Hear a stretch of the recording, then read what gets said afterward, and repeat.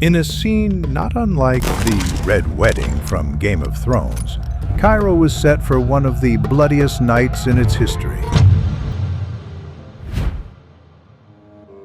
For centuries, they were the masters, the Mamluks, warrior slaves brought as children from Turkestan and the Caucasus, sold in slave markets and trained in the arts of war until they became knights, commanders, and sultans. They repelled the Mongols, fought the Crusaders, and ruled from the Citadel until the sword of the Ottomans came. Even after the fall of their state to the Ottomans in 1517 and the execution of their last sultan, Tuman Bey II, at the gate of Zuwayla, they remained the de facto ruling class. Beys, holding the reins of power in Egypt and the Levant. But now, at the dawn of the 19th century, a new star was rising. Muhammad Ali Pasha, the ambitious Albanian governor who took power in Egypt in 1805. He knew his authority would never be complete as long as the Mamluks remained a thorn in his side, secretly conspiring against him with the support of the English. He launched campaigns against them, curtailed their influence, and waited with demonic patience for the perfect moment, the moment he would wipe them from existence. The opportunity arrived, cloaked in a grand ceremony. A message from the Sublime Porte in Istanbul demanded a military campaign to the Hijaz. Muhammad Ali appointed his son, Tusan Pasha, as its commander and announced a massive festival for Friday, March 1st, 1811, to celebrate his son's investiture. Invitations were sent to everyone, state officials, dignitaries, and high-ranking officers. Most importantly, an invitation was extended to the Mamluk leaders.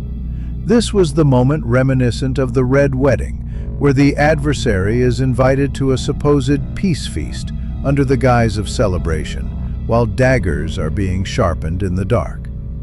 The Mamluks accepted the invitation. They arrived at the Citadel of Saladin, the seat of power, wearing their finest garments of silk and linen, as if for a holiday. Muhammad Ali received them with feigned warmth and a smile that concealed his treacherous intent.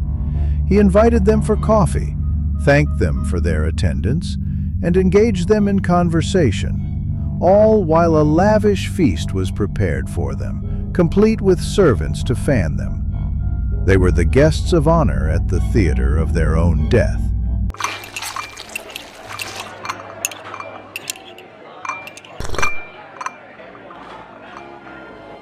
The grand procession began to move.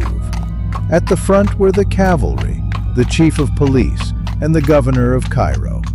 They were followed by the Pasha's loyal Arnaut, Albanian soldiers. As the procession advanced, the Pasha quietly withdrew to the women quarters to await news of the end from a distance. Just as the vanguard of the procession passed through the gate, the massive door slammed shut from the outside with a terrifying creak.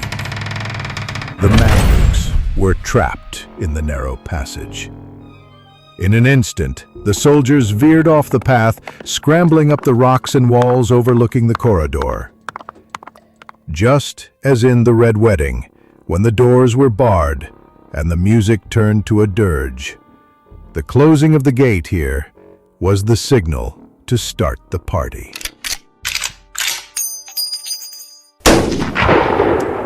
The Mamluks had barely approached the square of columns in the heart of the citadel when the shots rang out. Bullets rained down like a torrential storm. Chaos and panic erupted, and the citadel's courtyard turned into a pool of blood. They fell, one after another. Whoever survived the bullets was met by swords, and whoever fled was pursued by stones and high walls. Shaheen Bey, one of their leaders, fell to the ground. They cut off his head and rushed with it to Muhammad Ali, seeking a tip. As for Suleiman Bey, he desperately tried to escape, climbing a high tower, but they caught up with him, struck him down, and cut off his head as well.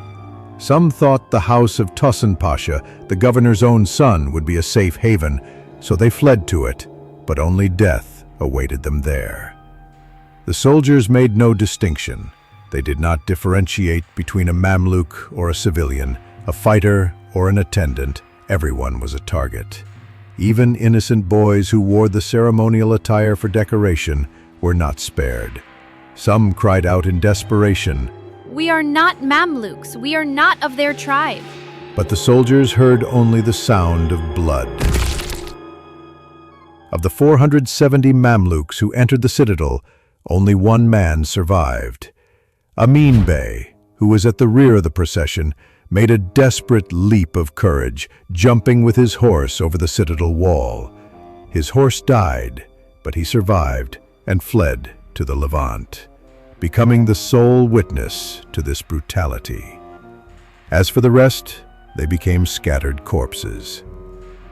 The few survivors were dragged to prison, stripped of their clothes, then placed in a long line in the Diwan's courtyard. Their necks were cut, one after another, from morning until midnight. Their bodies piled up until there was no more room to stand. The body of Shaheen Bey was dragged on the ground with ropes, like a dead donkey is dragged. Terror covered the city. The Arnaut soldiers spread through the streets of Cairo, and a second wave of the massacre began. The Turks who lived among the people, their neighbors, showed a deep-seated hatred and turned into hunters of prey. Personal grudges became justifications for murder and plunder.